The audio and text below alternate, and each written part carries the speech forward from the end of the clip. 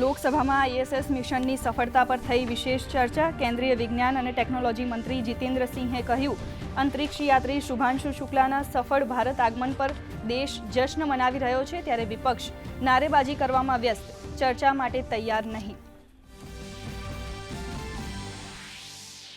વિપક્ષના હોબાળાને કારણે લોકસભાની કામગીરી વિક્ષેપને કારણે આવતીકાલ સુધી સ્થગિત। લોકસભામાં રજૂ થયું જન વિશ્વાસ વિધેયક 2.0 સિલેક્ટ કમિટીને મોકલાયું, તો ઇન્ડિયન પોર્ટ્સ વિધેયક 2025 પર રાજ્યસભામાં ચર્ચા ચાલુ।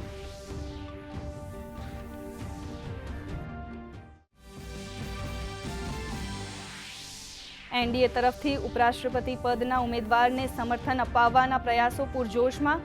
જેડીયુનું સમર્થન, સપા સાંસદ રામ ગોપાલ યાદવનું નિવેદન, કહ્યું અમુક પદો પર સામાન્ય સંમતિ જરૂરી, તો આ મામલે ઇન્ડી ગઠબંધનમાં પણ બેઠકનો દોર।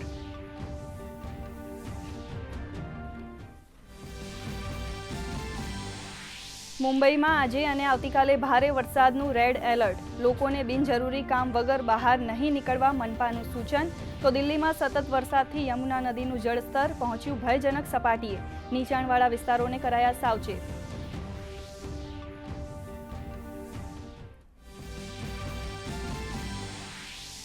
રાજ્યમાં સાર્વત્રિક વરસાદને પગલે પાણીની વધુ આવકથી આનંદની હેલી, 87% વધુ વિસ્તારમાં ખરીફ વાવેતર પૂર્ણ।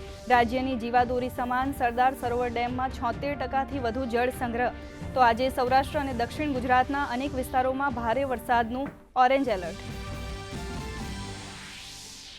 ગીર સોમનાથ જિલ્લાના ભૂલકાઓને પોષણયુક્ત આહાર અપાવવાના ઉદ્દેશથી મુખ્યમંત્રીના હસ્તે વિશેષ અભિયાનનો પ્રારંભ।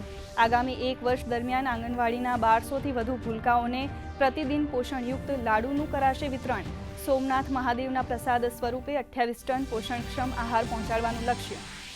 સુરતમાં ₹25 કરોડથી વધુ રકમના હીરાની ચોરી, રોકડની સાથે તસ્કરો સીસીટીવી ડીવીઆર લઈ ફરાર। સુરત શહેર પોલીસ દ્વારા તપાસનો ધમધમાટ।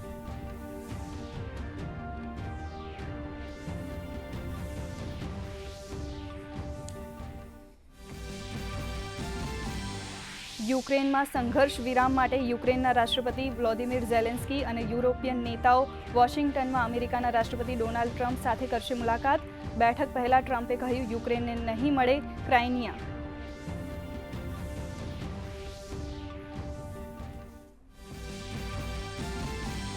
જીએસટી રિફોર્મના પ્રસ્તાવની શક્યતાને પગલે ભારતીય શેર બજારમાં ફૂલ ગુલાબી તેજી। સેન્સેક્સમાં 676 આંકનો ઉછાળો, નિફ્ટી 24,900ની સપાટીથી નજીક બંધ। ઓટો ઇન્ડેક્સમાં 4%નો વધારો। સોના ચાંદીમાં સામાન્ય વધારો, ડોલરની સરખામણીએ ₹20 મજબૂત।